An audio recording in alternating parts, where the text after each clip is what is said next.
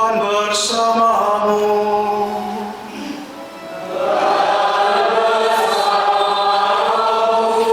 Inilah Injil suci Yesus Kristus menurut Matius.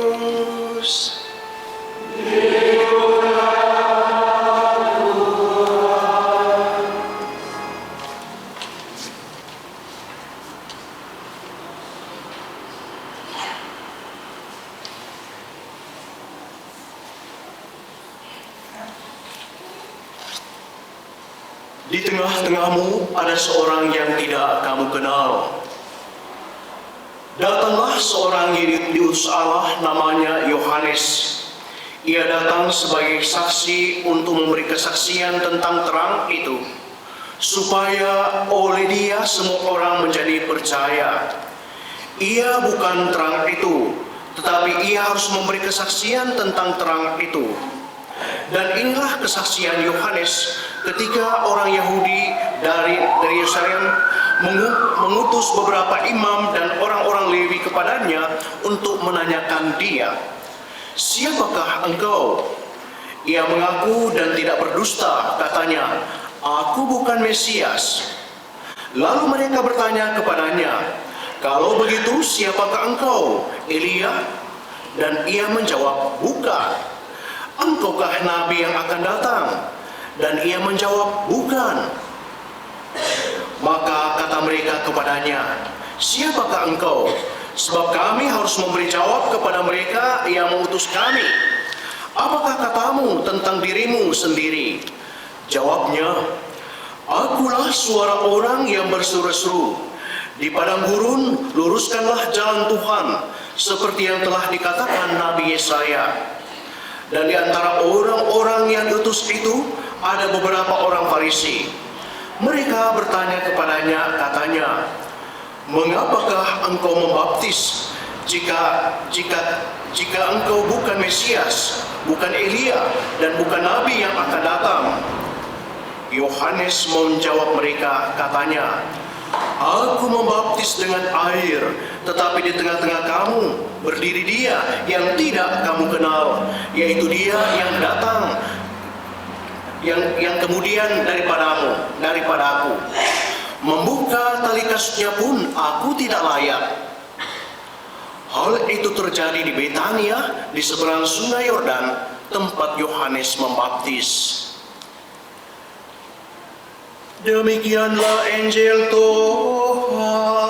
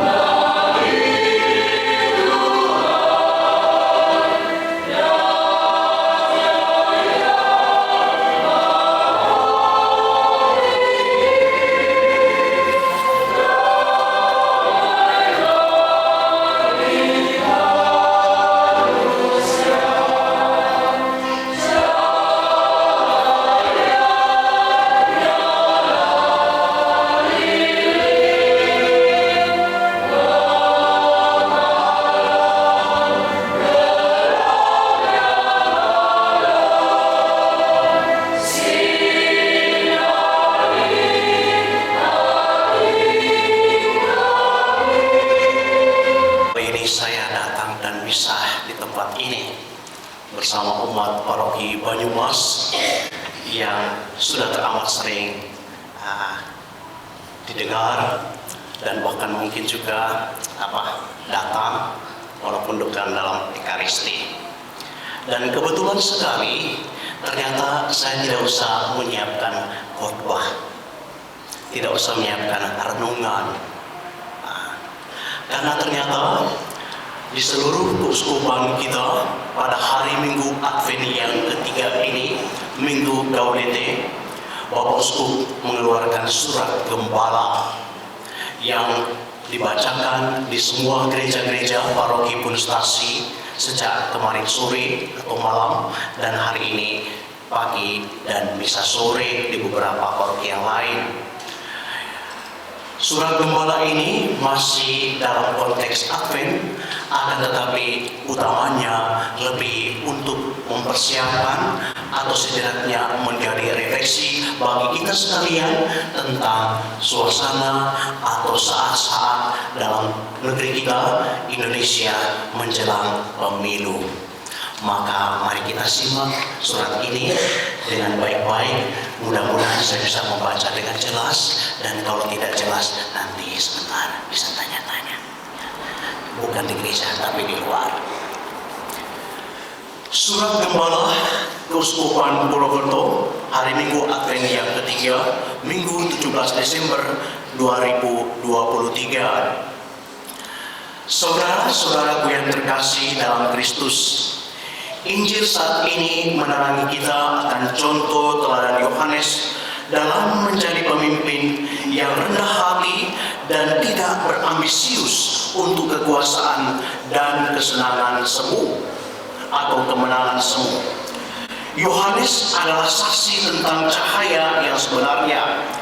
Dia bersaksi tidak berdusta, tidak menipu atau membohongi sesama demi kedudukan, tetapi dia hanyalah manusia yang berseru-seru di padang gurun, luruskanlah jalan bagi Tuhan. Dan dia sangat rendah hati, tidak ambisius kekuasaan atau kemenangan, tetapi berjuang akan kebenaran dan kebaikan bersama. Dia berkata, "Aku membaptis kamu dengan air, tetapi Dia yang akan datang akan membaptis kamu dengan Roh Kudus. Bahkan membuka tali kasutnya pun aku tidak layak." Dan hanya dengan pertobatan seperti Yohanes teriakkan bahwa kita dapat belajar darinya untuk menjadi pemimpin yang bijaksana, tidak ambisius dan haus kekuasaan demi kemenangan belaka, dan selalu dengan menghalalkan segala cara. Situasi politik akhir-akhir ini, khususnya yang terkait pemilihan presiden dan wakil presiden, pemilihan caleg calon legislatif baik pusat maupun daerah, dan pemilihan kepala daerah, gubernur, bupati, dan wali kota cenderung menunjukkan turunnya secara drastis kualitas demokrasi. Biaya politik yang mahal menggoda orang menempuh segala cara untuk mencapai tujuan dan untuk mengembalikan biaya yang dikeluarkan. Di sana sini, para calon juga tidak segan menerabas hukum, melakukan politik uang, menghalalkan nepotisme, dan melanggengkan dinasti politik sehingga dapat membahayakan demokrasi. Jika hal-hal tersebut dibiarkan terus, harapan menuju Indonesia Emas 2045 akan sangat sulit tercapai. Saya ingin memberi perhatian pada kaum muda Gen Z, milenial disebut begitu. Mereka bukan hanya pemilik masa depan, mereka juga pemilik masa kini dan ditentukan oleh masa kini. Jika kaum muda ini saat ini salah arah, terlebih juga dipertontonkan politik dinasti dan pelanggaran hukum, kehidupan masa depan bangsa juga akan hancur atau rusak. Maka baik pemerintah, institusi swasta, aparat maupun pemimpin agama harus bekerja sama untuk memberdayakan kaum muda sesuai dengan talenta dan kecerdasan yang dimiliki. Kaum muda harus mendapat kesempatan untuk menjadi warga yang kompeten, baik dan kritis. Semoga mereka tidak menjadi angkatan yang bengkok, berbelit-belit, jahat, membeo, tidak setia, berbohong, dan pengkhianat, melainkan angkatan yang handal dan terberkati. Kita perlu mengingatkan bahwa di tahun politik 2024, politik identitas berdasarkan suku, agama, ras, dan antar golongan sara yang sangat rawan dimanfaatkan oleh politikus untuk mencapai tujuan konsentrasi politik. Tidak kalah penting, kemiskinan dan ketidakadilan menuntut perhatian lebih dari kita semua. Bukan hanya masalah sepele soal makan siang gratis, bagi-bagi susu, kaos, dan BLT, tetapi perlu memberi kail kepada masyarakat kita, lapangan pekerjaan, menghilangkan ketimpangan yang sangat besar antara orang kaya dan miskin yang semakin banyak dan tidak terbendung. Korupsi, kolusi, dan nepotisme, ketimpangan sosial, dan diskriminasi merupakan masalah lama yang tidak kunjung selesai. Masalah intoleransi, radikalisme, dan terorisme yang naik turun berdinamika di caranya sendiri, dan ini belum hilang dari negeri ini. Kita dituntut memberi perhatian serius bukan hanya pada masalah-masalah tersebut, tetapi juga pada oknum bangsa yang sampai hati mengeksploitasinya demi keuntungan pribadi atau golongan. Pemanasan bumi, penggundulan hutan, dan perubahan iklim adalah permasalahan yang menyangkut lingkungan hidup yang sekarang maupun ke depan akan semakin menantang.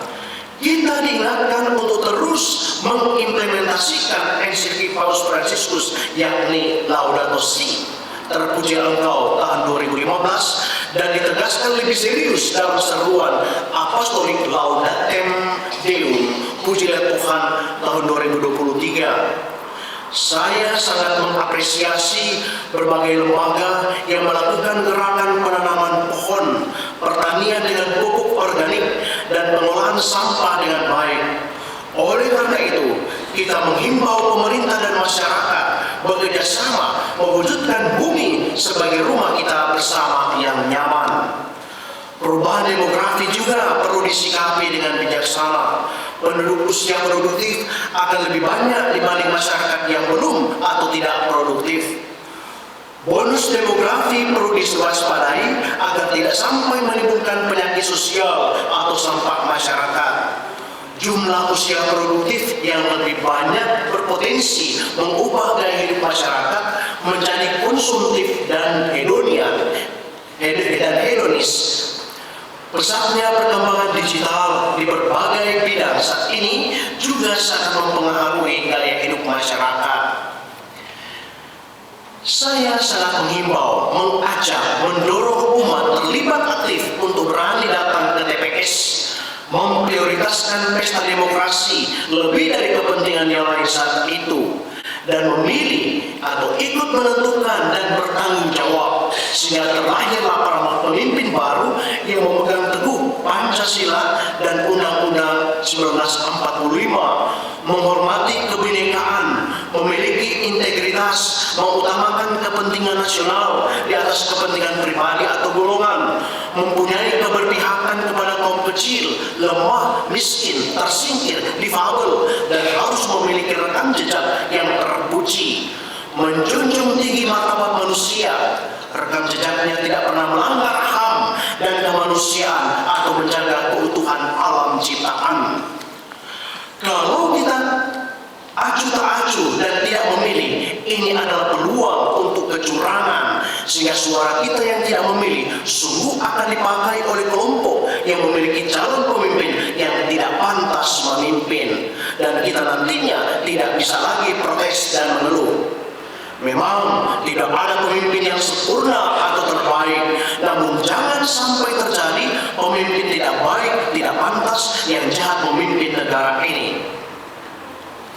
Saudara-saudari yang terkasih dalam Kristus, marilah kita meminta dan berharap kepada para calon eksekutif dan legislatif serta penyelenggara pemilu dan TNI Polri untuk bersatu mewujudkan pemilu yang damai, jujur, adil, transparan, berkualitas, dan bermartabat. Dalam kesempatan ini, saya mengajak umat Katolik, saudara-saudari semua, sebangsa dan setanah air, untuk saling bergandengan tangan dan dengan tulus hati mendukung pemerintah kita. Kita semua wajib bekerja sama untuk dapat membuat kebijakan yang adil, komprehensif, dan bersifat segera. Demikian hal-hal yang mengganggu pencapaian kita sebagai bangsa bermartabat bisa disingkirkan. Marilah kita berjalan bersama menuju Indonesia damai, sehati sepikir, dalam satu kasih, satu jiwa, satu tujuan, dengan tanpa mencari kepentingan sendiri atau kelompok, atau puji-pujian yang sia-sia. Saya mengucapkan terima kasih kepada saudara-saudari yang dengan berbagai cara telah berusaha mengurangi semua penghalang yang mengganggu cita-cita kita untuk menjadi masyarakat, bangsa dan negara yang maju dan unggul. Semoga semakin banyak orang yang berkenan baik ikut serta menjaga dan melindungi bangsa dan negara Indonesia tercinta. Tuhan memberkati bangsa dan negara Indonesia dan kita semua. Purwokerto, Minggu Advent ketiga.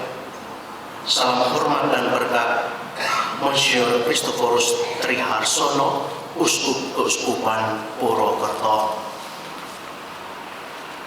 Demikian surat gembala Bapak Uskup kita disampaikan, direnungkan, direfleksikan, dan kiranya memberikan buah dan manfaat untuk kita, entah bangsa ini, dan juga untuk kita ke depan, bangsa negara yang tercinta.